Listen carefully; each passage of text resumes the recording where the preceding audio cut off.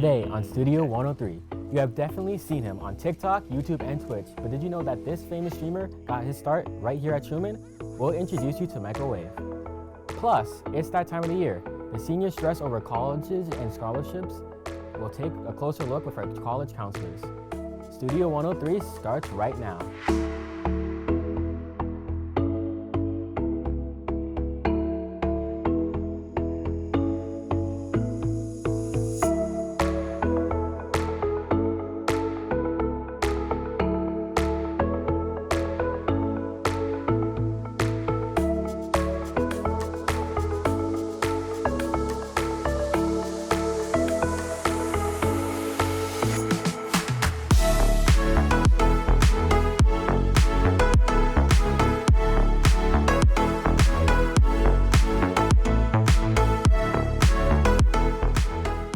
Hey everyone, I'm Elijah Oliverragoo, and I'm excited to welcome you guys back to Studio 103.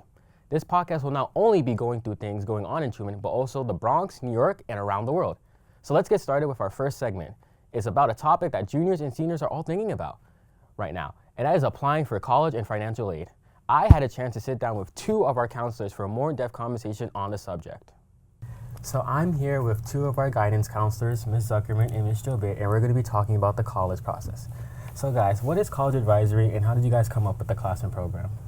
So college advisory is a class. It's a non-credit bearing class where seniors can come and get help with everything college, from deciding on what they want to study or seeing what their interests are, to actually looking up the colleges, doing the applications, editing essays, doing the whole financial aid piece. And we came up with this over 10 years ago just to make sure our kids were able to get their applications out correctly. How was the startup of the program? What was the initiating factor that made you guys want to make a whole class dedicated to helping students with going to college and stuff? A lot of our students are first generation college-bound students, and their parents were unable to provide the kind of support because they hadn't gone through the process. So we decided that we would have a class and make sure that they were able to do the whole process. So speaking about college essays and stuff, what are some advice you would give to any student from grades 9 to 12 about preparing yourself for college to write that essay, to start applying? What advice would you guys give? Yeah, I can start. I've had a lot of my students now for 4 years, and I think back to their freshman year when I was chasing them in the halls or yelling at them, being like, a 65 is not okay. And I've had a lot of conversations about having to kind of change plans now when applying, or if receiving a rejection based on GPA alone. So my biggest piece of advice is that high school starts, I would actually say, in 8th grade. The second you put your toe in the door. Yeah, the second you're taking a class that goes on your transcript, right? Students didn't even realize they were taking high school courses in 8th grade that were going to go on their transcript and ultimately affect their GPA. So you hear a lot of students saying, oh, junior year is so important, and I would argue that the minute you take a high school class is when everything changes, and it's all very important.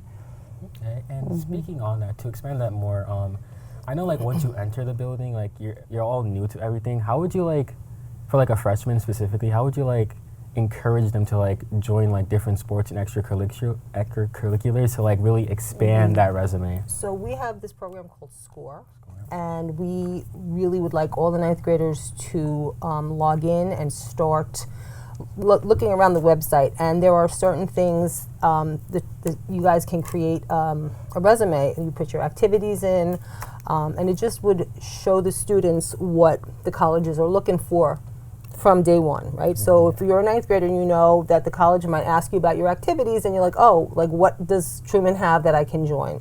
And then you can put it on your resume. Yeah, and I'll also add that I think programs like Build On, or even Media Culinary Club, any program that gets you out there doing community service and volunteering in your neighborhood is a biggie.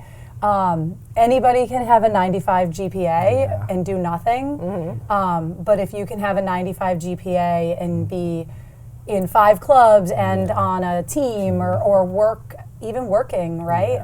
It shows is time really management. important. Yeah, an organization. Girl Scouts, Boy Scouts, like things that you've done when you were younger that might carry over. I have a student who's a black belt, right? Black belt. So these are things she did when she was little and now is still doing that outside of school. So inside and outside really matters. Right. And I have a slogan: the more you do, the better you look. Right? You've heard me say it, right? I want to Yeah. get that on my shirt. The more you do, always. And in the event that a student's GPA isn't an accurate reflection of their ability, community service can really boost them up. Yep.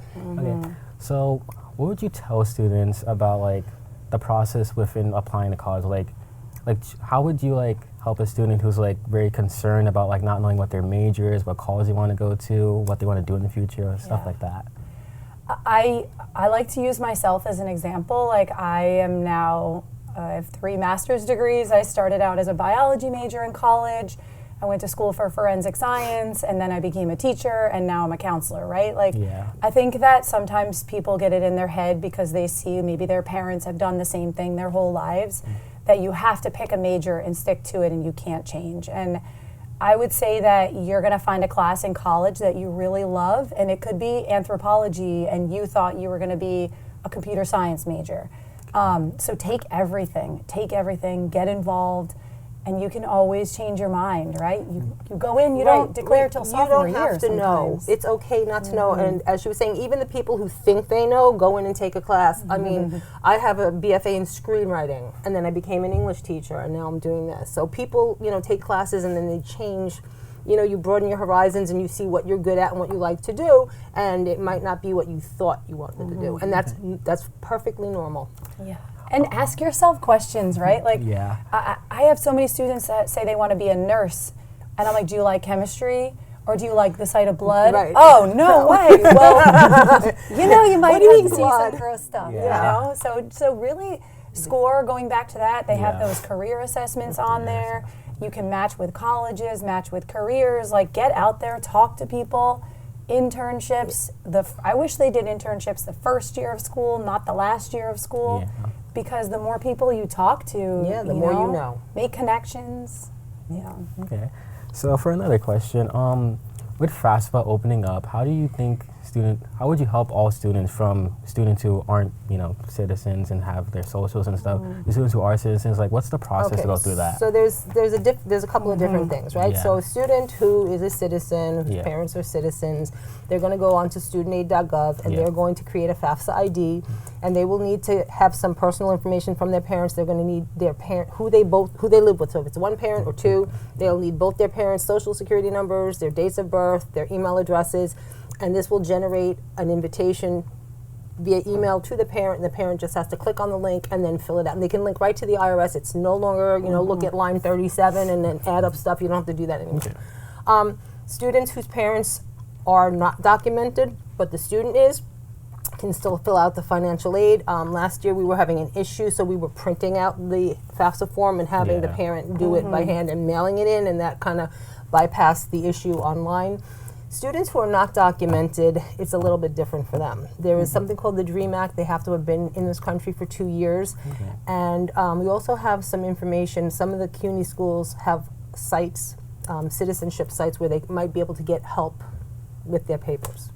But they need to come and talk to us. Like, we need to know their status. We're not calling ICE, it's nothing like that, but we can't help you if we don't know your status. And you need we share with students the actual visa types that are needed for DREAM, because it's limited, unfortunately. And you have to be it gets you New York State aid, not federal aid. So you would have to go to school in New York State. What's the difference between New York State aid and federal aid? Yes. So the federal, we don't know what's going to happen with that next year, unfortunately. But for now, your federal aid is what is generated through FAFSA, through the FAFSA. Okay. So TAP is the New York State aid. Right. So, and the TAP is for New York State students attending college in New York State. So if you were to leave and go to Johnson and Wales, you would not be eligible for TAP. You could still get FAFSA. Almost $6,000. Yeah, so you're losing half of your money. Okay. That's good to think about. So the next question is, once a student does get accepted to any colleges, how do you guys go through the process of looking through financial aid packages and stuff like that? So we ask that the students bring their financial aid packages to us, and we will go over it. I always make a separate copy that I can write on, and we'll show them exactly what they're looking at, and bring them all in, and then you can see this is what you would have to pay, this is what you would have to pay, this is what you wouldn't have to pay. Like, and then it's like shopping, right? Like if you saw a pair of shoes in the Westchester Mall and they were $200 and you knew you can get them on Canal Street for $50, right? But you have to shop around in order to get the best deal. So that's why we recommend applying across the board and seeing what you get. And you need to be careful. Oftentimes, I saw this a lot last year with St. John's. They would give students a lot of scholarship money, quote unquote, but it was only for 1 year. Right. So you really need to remember that you get 4 years, right? You get 8 semesters of financial aid. So really, what are the numbers across the 4 years? Right. It's important to right, look if at. scholarships are renewable. And there's 3 parts to financial aid. There's scholarships and grants, which are free money, and then there are loans. And it's all in the same package. So sometimes it'll look like you don't have to pay anything out of pocket, but there's a $25,000 loan attached to that. And when you borrow money, you have to pay it back with interest. So it's, so you want to be just aware. So if anyone has any questions, bring it right to your counselor. Have your parent call us, and we'll absolutely be able to decipher it for you. So more in FAFSA, like when you're applying to different colleges, do you have to send the FAFSA to each individual college, or do they have it already? No, so what happens in the FAFSA is the reason why we do FAFSA after we have started the application process is one of the questions in FAFSA is what are the schools? Which schools do you want us to send this information 20, to? up to 20. Right. 20? Right. TAP is only 1 though. Well, TAP it takes the first Yeah. New York State school, and then you can go back and You can update it change it. once you know where you're going. Okay. Yeah.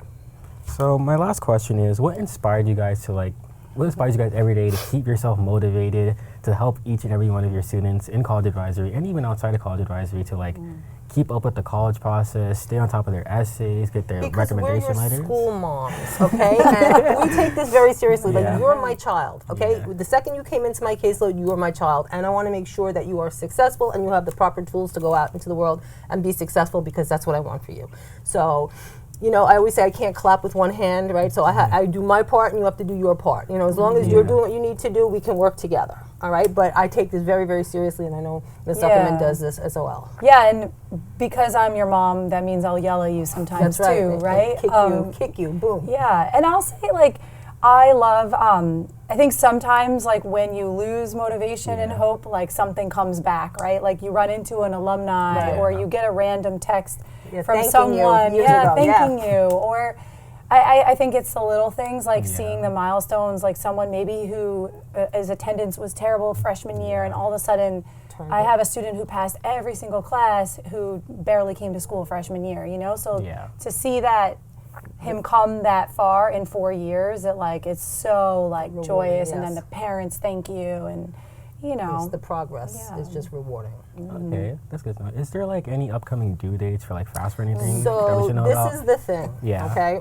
You have to stay organized. We don't know the due dates for everything. There are hundreds and hundreds of colleges. So we say stay organized. You have to know your deadlines. Do not give somebody something the day it's due. If you have anything due January 1st and you know we're going to be out for the winter break, do not hand it to us the day before. Do not email me during the break.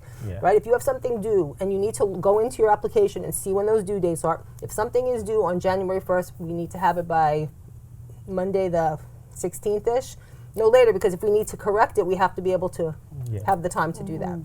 Yeah, and if you're using, especially if you're applying private, and even SUNY, right? We thankfully can see a lot of that stuff in the portal and on SCORE, right? So if you have your documents uploaded to SCORE, if you've asked for your letters of recommendation, the process is really easy for us. We check some buttons and it all gets sent. The problem is if you're not telling us, or if you did Common App and then didn't do SCORE along with it, then it makes it a little harder for us to get the documents sent out. So I know on SCORE, every time you add a college, we have to approve it, and I like that because then we see what's happening and we see what you guys are doing. So stay on top of deadlines. Deadlines are big deal, because colleges don't have to look at anything that comes in past a deadline. They don't. Legally not obliged. And I'll also add that grades right now matter, right? I have had 4 or 5 emails from colleges asking for report cards, when I think sometimes students think, oh, as long as I didn't fail it on my transcript, I'm fine, or I applied and I got in, I'm okay. But really, they're going to ask for mid-year grades. Some are asking for report cards currently. It's really important to not Yeah. fail classes. You guys are not finished. I know a lot of parents like, my son told me he's done. I'm like, if he was done, he would have graduated last June, okay? And they are scrutinizing everything. They're going to ask for everybody's mid-year grades. As she said, sometimes they ask for a report card. And a failing class, even if it's not required, can mean to them that you're not mature or ready, or you don't care, and they might pick someone who didn't fail a class. So you don't want to mess up your chances because you don't need a class, all right? You need, if you have them, pass them, all right? Even trade school. We were trade- just saying that Co-op Co-op Tech. Tech, if you're interested in that, for next year, they ask us to send report cards, and even if you failed a class that did not matter, Yeah, they don't like to see They that. don't like to see a 55. It tells a story about you. It tells that you're just not taking things seriously, and you don't really care enough to have passed the class, and do they want that person, in their school, or and even for a job. Like, you have a people do the summer youth, and they want report cards. They don't want to hire someone who's going to be an attendance problem or who just does the bare minimum. No one wants a brain surgeon who got a 65. You know what I mean? Like, it's just don't. Oh God. Right? Well, thank you so much, guys. Well, that's the end of my segment with Ms. Jobert and Ms. Zuckerman. Thank you so much for watching, and now let's move on to our next segment, guys. And now, a very exciting guest came back to Truman. He has over 100,000 subscribers on YouTube, 214,000 on Twitch, and get this, 2.1 million, yes, I said million, on followers on TikTok. And this is the very first place he learned how to edit videos right here in Studio 103. Student producer O'Brien Roach introduces us to Micawave. Thank you, Elijah. Today I have Michael Coleman, who is known as Micawave. He's a famous streamer / YouTuber. How are you doing, Michael? I'm good. How are you? So who's Micawave? Micawave is a content creator, / streamer / entertainer / optimist / athlete. And I love what I do. I love to entertain, and I love to put smiles on people's faces. So what motivated you to start YouTube? I can't really say I had a motivation. I think that I was just lost around the time that I started, and I was just getting out of high school and going into transitioning into college, and I didn't know what I wanted to do when I got older, and with my degree. So it was sort of something I just tried, and it worked out for the better. Right. And what college did you went to? I went to Borough Manhattan Community College, BMCC. Went there for 2 years, got a communications degree, associate's degree. Okay. So how was growing up? How was it? Growing up, it was kind of tough. Didn't have the most steady childhood. Was bad in school, typical class clown, and that's sort of what got me into. That's sort of what helped me in content creation too. Was that my objective when I was younger, when I went to school, was to entertain. I had no interest in the work, and I also love video games. So this occupation is like the perfect avenue. So my childhood was tough, and it sort of motivates me. That also motivates me to make my family proud, and where I've come from also motivates me to get to where I want to go. And so for the people who don't know where you're from, can you tell them? I'm from Co-op City, but I'm originally from the South Bronx, near the Grand Concourse. So I'm from the Bronx. Okay, so you went to Harriet Truman High School. How was your experience in the media club? Because you went in the media club. I was in a media program. I started in 10th grade. I started my sophomore year. So I started a year late, but I got a lot of, funny enough, this is where I got my first experience editing. But I did use iMovie back then. I use Adobe Premiere Pro now, somewhat of a more advanced software. And we edited projects like the Unhealthy Eating Project, and we did music videos, and we did a lot of different creative things in the media program, and it was fun. And I got a lot of creative inspiration from here. So it was good. Okay, so you say you joined sophomore year, right? So as for me, I joined freshman year. I didn't know nothing. I'm new to it. So why did you say, okay, I need to join media club at that point? I was just looking for things that I was interested in. I was sort of interested in media. I sort of had an interest in cameras and the equipment that was going on down here. And it's one of the programs that aren't common in the schools that are in New York City. So I sort of thought, let me just try it. And I'm always very, I always like to explore and try new things. So, that's what got me in here, to be honest. Yeah. Okay, so can you tell me about the project on healthy eating? Like how that come about? How do you create it?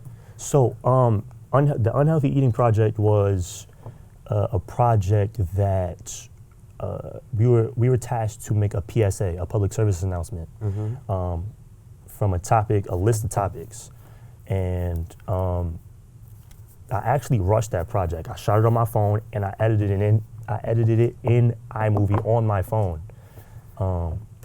So I just wanted to convey the importance of eating better and not just eating junk all the time, and what it could do to your teeth and your health and stuff like that. So, yeah, it was a fun project to make. I did rush it a bit because I made it the night before it was due. So, yeah, it was fun though, overall. That's good. And you say you were an athlete in school. Tell me more about that. Funny story. I love basketball. Basketball is my favorite sport. I did have hoop dreams when I was in high school, so I tried out for the varsity team all 4 years, failed the first 3 years, and because I was terrible, but I worked on my game every summer. So I came back senior year. The varsity coach was Coach Farrell at the time. I don't know if he's still here. And I tried out my senior year. I did well, as I expected, and I was playing pickup with my homies one day, the day after I tried out, and I broke my ankle. And like a week later, I checked the list downstairs in the basement, and I made it. So it was a real emotional for me, the fact that I was proud of myself for making it, but I couldn't play the whole season. So now I still love basketball, and I love to play it recreationally, and I hope to make content on it soon too. I hope to make like a pivot and get into different things. So yeah, that was my athletic experience at Truman. Okay, so after you leave high school, you said you went to college. Were you working at the same time? I was working at the same time. Yeah, funny story about that too. I was going to school. I was a full-time college student, and I also worked a part-time job. I did customer service, and my schedule was looking. I woke up in the morning. I got to class at about 7, 8 a.m., 9 a.m., depending on the day. I got out of classes, I went straight to work, and I got off work about 10, 11, depending on the night, and I came straight home to stream and make content. And it didn't matter what I was doing throughout the day, and how bad the day went, I always had something to come home to, and I was motivated to come home every night and, create content and make people smile on a night-to-night basis. That's good. So you were doing college, part-time job, and streaming. So why did you say, because you stream full-time now, why did you start it that? Why did I go full-time? I just felt like it was time. I wanted to take a chance, take a leap of faith. I knew that this is what I wanted to do. I felt like this is really my calling, and I decided to take a leap of faith and, throw all caution to the wind, and now I'm here. It's turned out a little bit better than I thought. Yeah, and with you being on camera and all of that, how did like the media club, like the techniques that you use, how did it influence you now? That's a great question. I think that we have, because Mr. Rausch taught us while we were in the media program about different kinds of shots, like dolly shots, and like how to position the camera to make your shots look better and stuff like that. All different types of shots. Y'all probably know. And that also inspires me when I'm shooting certain content outside of gaming, and when I'm taking pictures and stuff like that. If you check the pages like my Instagram and stuff like that, like I'll have some a couple of non-gaming stuff that, and I'll take stuff from tidbits from like shots and stuff like that I learned in the media program and use it there. And I learned in iMovie. That all carried over to my career as well. So yeah. So what did you want to be when you grew up? Originally, I did have hoop dreams. I wanted to be a basketball player. I wanted to go to the NBA. But obviously that didn't work out, and I think it was for the better, because I think that, you know, content creating and streaming is my calling, but I am still very athletic, and, you know, I hope to, you know, merge those two occupations together one day. Okay, so you hit 100,000 subscribers on YouTube. What was your reaction like? How did you feel? It felt good to have something, especially when the plaque came in the mail. To have something tangible that I can look at and say, you know, I did this. It felt really good. It makes me feel like, you know, something is coming out of it, but nothing is more. I feel like nothing is more important than, you know, the reward of knowing that I'm doing something for somebody on the other side of the camera. You know, so no matter how many tangible rewards or, like, you know, like plaques and trophies or whatever I get out of, you know, my journey, I think that what's most important is that I'm doing something for somebody.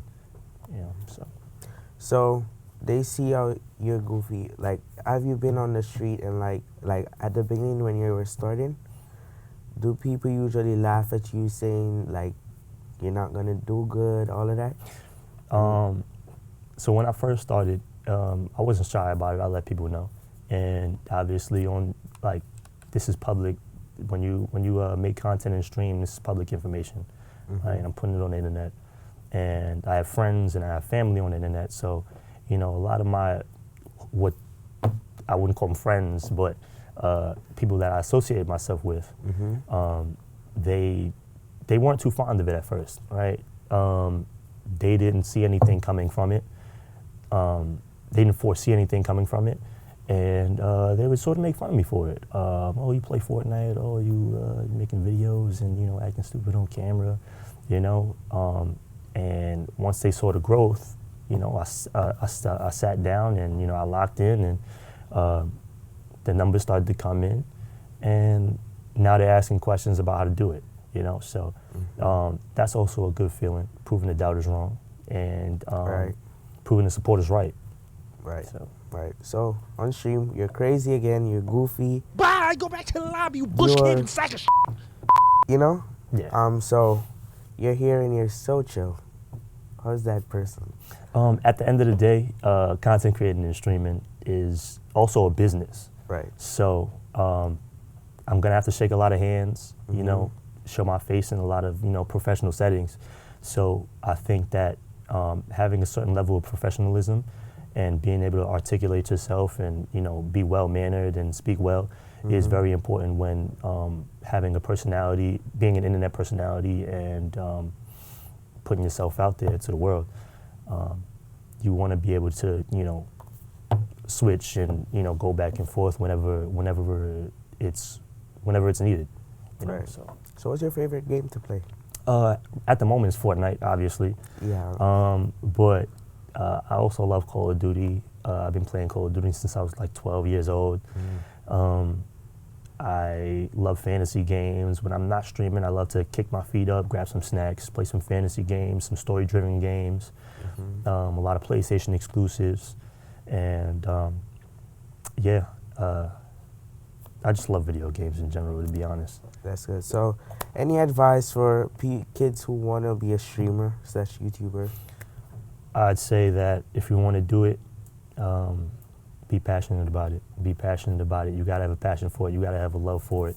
And have a purpose as well. Purpose is really important. If you don't have something that you're doing it for, then, you know, it's not gonna work out the way you want to, because you have to see yourself getting somewhere. You gotta know what you gotta have a reason to make that next video. You gotta have a reason to spark up that next stream. And if your purpose is not clear cut and it's not strong enough, then you'll find yourself slipping, and you won't find a reason to, you know, get up and do it, even on days that you don't want to do it. Right? The content creation process is very rigorous at times. Takes hours on hours on hours. I've seen many sunrises editing YouTube videos and editing TikToks and, you know, preparing content for the next stream. And I think that what motivates me is, you know, the the people around me, the haters, of course. You know, the people that don't want to see me do it, that don't want to see me succeed. I want to make my family proud, of course. I want to support my family. I want to support my family monetarily, and the biggest thing is, you know, the people behind the camera. People rely on me to spark up that next stream, to put out that next video, and you never know who's watching, right? Like when you're live and you're doing your thing, you never know who comes across your stream and who's having a bad day, or, you know, who's going through something at home or at school or at work, and they just need something. They need something to watch to take their mind off everything, right? And I think I'm serving that purpose. And Michael, we have a guest who want to speak to you. Yeah, that's right. That's right. It's Mr. Roush. I'm here to see my former student. I don't know what camera we're in, but it don't matter. Micah, good to see you, my brother. Good to see you too. It's been a while. It's been a minute. It has. O'Brien, thank you so much for bringing him in for this, our student producer extraordinaire. Micah, I have a question or two just because I'm so excited that you're here. What does it feel like to come back? You spent 3 years in this room goofing around, fooling around, and now you're back here as a professional. You're back here as a content creator who does their full-time living off this. How's that feel to you? It feels good because I think that, you know, coming back and seeing like actual faces instead of, you know, trying to imagine what it looks like on the other side of the camera for people is great. I think, you know, seeing actual faces and what I'm doing for people is great. We had a moment, for those who don't know, we do open house tours for 8th graders. Right. And for those who don't know, we had a tour here, and a young man from 8th grade said, I always brag about you to our 8th graders. And a young 8th grader said, oh, I follow him and I use his catchphrase all the time. I don't know what the catchphrase is, but he says, I use it in all my videos. And we ended up doing an impromptu FaceTime call. And I have to tell you, you brought that 8th grader to tears. He cried in this studio. Were you here for that? No. No, you weren't here. How does that make you feel? That you can bring an 8th grader, you know, girls cry for Taylor Swift, right? I mean, this 8th grader was so blown away by the fact that he got to speak to Micawave that it brought him to tears. How does that feel? That's impeccable. It just it reminds me that I'm doing something good. It reminds me that I'm doing something positive and I got to keep going. It's very helpful for me, and when I'm sparking up streams and making videos, to know that I'm doing something for somebody, and to see that and to know that somebody's actually that emotional and, you know, that taken back by somebody that they look up to, and it's me, it means everything to me. Where do you go from here, man? You've got the silver play button, right? Is there a gold play button? Are there other levels you can? Oh, absolutely. So what's the next level? What's the next goal? 500. Obviously, 1 million is the gold play button. That would be the next milestone, No, the that's next a tangible diamond. milestone.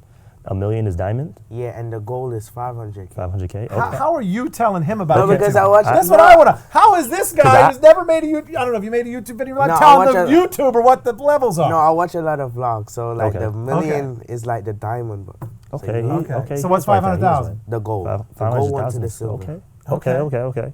See, I didn't Listen to even this know guy. that Listen to this guy. because I'm thinking 100,000 and then 1 million. I'm not thinking about 500,000. I'm thinking big, you know. So I Do think you still live at home with your family?